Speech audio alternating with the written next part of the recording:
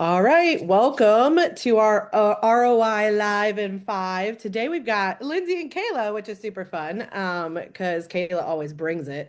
And today we're talking about people that we have seen get trapped in like an email platform or just a platform in general. We're talking about Microsoft, Google, all those fun things, GoDaddy, right?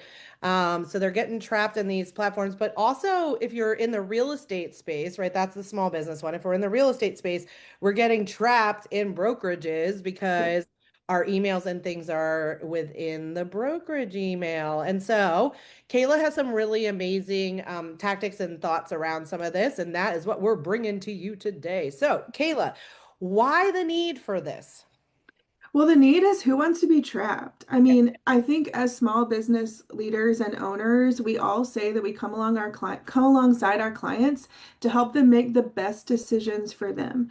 In real estate and small business, all we want to do is equip people to make the best decisions. And this particular thing we found is a holdup for people making the best decisions for themselves. Yeah. So that's a reason why it's important, and just freedom. Like, you are completely free to make whatever the best decision is for your business moving forward when you kind of control your domain and your space and your files and everything else.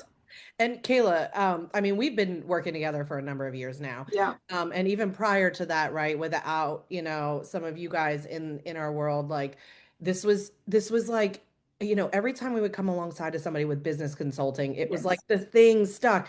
And it's so funny because back in the day, I was talking to you about this before we started, like we saw so many people that were in GoDaddy email because that's where Yes. they had bought their domain. It's And terrible. oh Yeah. my God, the back end was, I was like, please, So God, bad. can we get this Yeah, out? So we would yeah. like back in the day, even when you first started, we used to Yes. like one of our first things was like, where are you? What's going on? And if Yes. you had a KW email or, Yes. Compass or whatever, Or an at gmail.com. Yeah. yeah, like you were feeling so stuck. And so one of the first things that we would talk about and navigate is like, let's get you your own domain, but let's Yeah. feed it through. Our preference as a company is probably Google, wouldn't we say? Yes, totally. Okay, so My tell me personal why. preference also. Yeah. Yeah, and tell us why. So one, it's easy to use. Yeah. So yes, the GoDaddy backend was kind of terrible, but you also needed a PhD in GoDaddy to like make things work correctly. And Google is, we all can sign into almost any app via Google login, so it's made for the world and it's used in the world, and it's very easy and user friendly. And they also have a built-in chat function that if you ever get stuck, so in normal life, trying to get a hold of Google for anything is terrible. Yeah. In workspace life, it's so easy. Within a few minutes, you're chatting with someone who can help solve your problem. Yeah. Yeah. And I mean, that's if you're in a small business and you're on Microsoft too, right? We do, listen, Teams has come along. There's so many Yeah, cool things that have come a long way. However, the more economical yeah, in our preference and in just everything that is Google, right? You don't even need Microsoft Word or anything anymore if no, you're in there. Our preference is that, and we've migrated a lot of small businesses over as yes, well. So here's the deal. Here's what happens a lot, and this is what you hear a lot, and this is what you were telling me, and this is why we're doing the ROI live on this subject. People get so worried because they've got their contacts and their yeah, emails and like their document, like all these things stuck in these other systems. So what are some tricks and tips yeah. around that? So the first step is you have to buy your workspace. And if you need to purchase a domain, you need to do that. And like your like a vanity domain, like at sopraniconsulting.com, right? Like the one that you own, you name. So you have to have that. Then you create a workspace account, and then you have kind of two options. One is if you've been using a Gmail account, your personal Gmail account, you can actually contact Workspace and they will help you port over a lot of the information, all of your emails and your contacts and your Drive documents. So that's one included. It will take a few days for them to get that done, but it can be done. Your second option, which can be better if you don't control the first domain, right? Like if it was owned by another business or a company, and if we're Brokerage or talking real whatever. estate space, a different brokerage, um, then you can use something called Vault Me. Mhm. which I've walked with a lot of clients using that. It's really affordable. You choose what you want it to port over. It ports over. You have a little screen where you can see the progress. Um, and quickly, so I don't forget, they did give Yep. me 3 codes that I can share with people. They're one-time use, but if you want to use VaultMe, first reach out to me. I'm happy to explain it a little bit more. But second, I do have 3 more codes remaining. I've given one to a client already this week. So, um, it's porting things over so you don't lose them. Nobody wants you to lose anything Right. um, in the process. Like if we lost our contacts, all small business is relationship based. We can't do that. Right. Yeah, and I mean, listen, and there's a lot of like, if we're talking real estate space too, like we probably should say that most companies, now there are some that this is not the case, right? And if you want to know which ones, call us.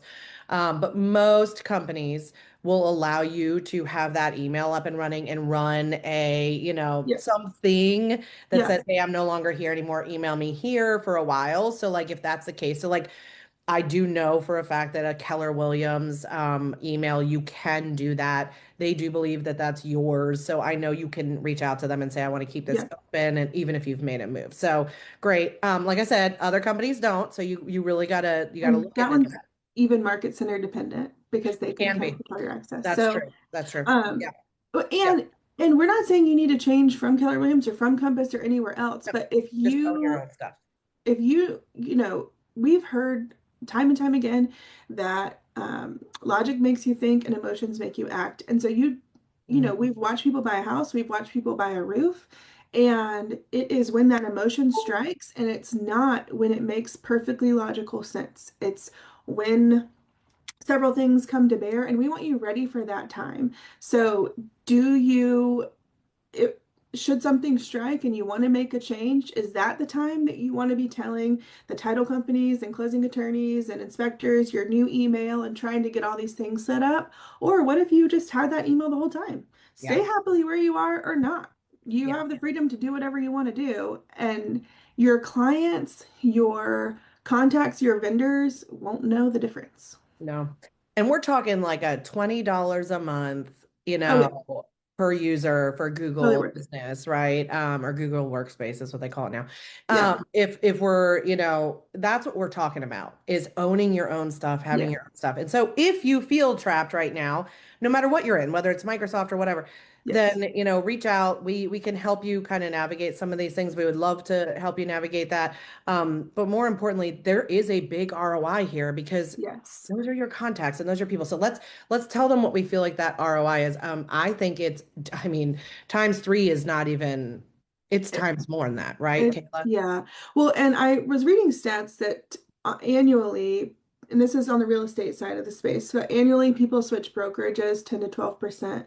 10 to 12% of realtors switch brokerages each year, but 25% in 2023 Hmm. thought about switching brokerages, and 39% in 2020. No, that was 2024. And then in 39% in 2025 thought about switching brokerages. So that means there's 30% of people who thought about it and didn't make a move. And I mean, I would put so much money on them not having stuff ready and trapped and unable to make that call. Yeah. So really good stats. If you're feeling trapped, if you are in the small business world or real estate and you need help with these things, we are really good at that. We can help you create, even if in your Google Drive, like what is a Yeah. simple, wonderful structure to move everything over to and all those fun things. So reach out to us. Don't be a stranger. Um, Email Kayla, so Kayla at sopraniconsulting.com. Of course, Lindsay at the same.